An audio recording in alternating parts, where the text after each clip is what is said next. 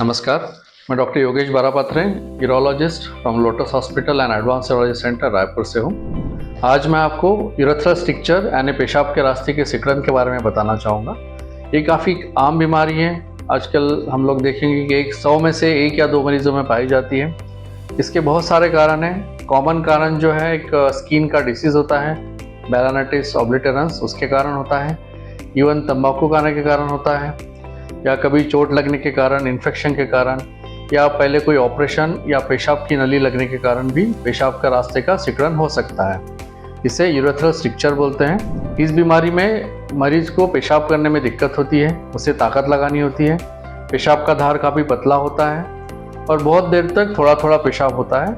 बहुत बार पेशाब रुक जाता है। पेशाब रुकने के कारण पेट का फूलना और पेट में दर्द होता है। कभी कभी जब मरीज़ बहुत लापरवाही करता है या डॉक्टर के पास जल्दी नहीं जाता है तो किडनी भी खराब होने की संभावना होती है। तो जब भी किसी पेशेंट को पेशाब में दिक्कत हो या धार पतला हो या ताकत लगाना हो, उससे अपने पास की यूरोलॉजिस्ट के पास जाना चाहिए। और इसका काफ़ी आसान जांच है।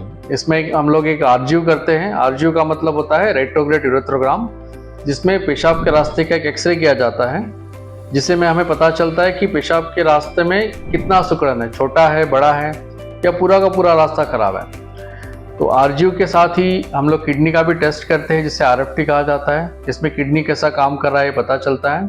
और इसके साथ ही एक सोनोग्राफी करना होता है। ये 3 टेस्ट के बाद हमें पता चलता है कि पेशाब के रास्ते में कितनी खराबी है। अभी इसका इलाज भी काफ़ी आसान तो नहीं बोलूँगा, बट इलाज इसका संभव है। अब इसमें 3 तरह का इलाज पॉसिबल होता है। एक होता है कि दूरबीन के द्वारा रास्ते को खोलना।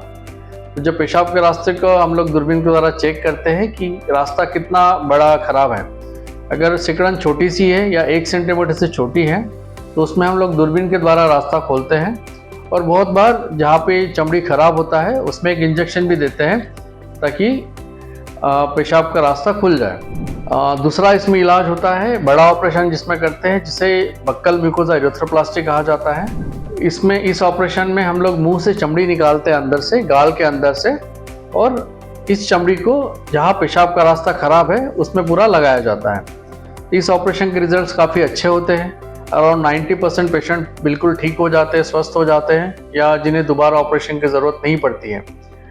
ये बड़ा ऑपरेशन है, इसमें 2 से 3 घंटे का टाइम लगता है और इसमें पेशाब का पाइप अराउंड 1 महीने तक लगा रहने की ज़रूरत हो सकती है।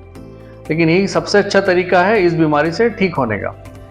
तीसरा एक तरीका है जो कम मरीजों में हम इस्तेमाल करते हैं। ऐसे मरीज जिनमें ऑपरेशन संभव नहीं है या बहुत सारे प्रॉब्लम्स है, हार्ट का प्रॉब्लम है, लीवर का प्रॉब्लम है, जिनमें बेहोशी की दवा नहीं दी जा सकती, ऐसे मरीजों में हम लोग एक पेशाब के रास्ते को दूरबीन के द्वारा ही बड़ा कर देते हैं। इसमें कट नहीं किया जाता, सिर्फ रास्ते को बड़ा करते हैं और एक पाइप डाल के छोड़ देते हैं।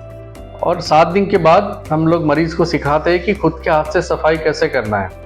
अगर पेशेंट रोज या हफ्ते में 1 बार या महीने में 1 बार खुद के हाथ से सफाई कर लेता है तो ये रास्ता लंबे टाइम तक खुला रह सकता है, जिसमें मरीज को ऑपरेशन की ज़रूरत नहीं भी हो सकती है, लेकिन उसे सफाई रोज करने की ज़रूरत होती है। अब ये पेशाब का स्ट्रिक्चर जो बीमारी है, इसका इलाज संभव है और अगर ठीक से करेंगे तो आपको लाइफ में कोई दिक्कत नहीं होगा। लेकिन हम लोग देखते हैं कि बहुत दिनों तक पेशेंट इसको टालते रहता है कि ठीक है, थोड़ा थोड़ा आ रहा है। ऐसे मरीजों में हम देखते हैं कि किडनी पूरी तरह खराब हो जाती है, जो बाद में ऑपरेशन के द्वारा भी ठीक करना संभव नहीं होता है। तो यूरेथ्रल स्ट्रिक्चर एक लाइलाज बीमारी नहीं है, इसका इलाज संभव है, बशर्ते कि आप टाइम से डॉक्टर के पास पहुँचे और अपना इलाज कराएं। तो मैं यही बोलूँगा कि आप जब भी आपको पेशाब में कोई परेशानी हो, आपके पास की यूरोलॉजिस्ट के पास जाइए, अपना सारा जांच कराइए और उसका इलाज कराइए। धन्यवाद।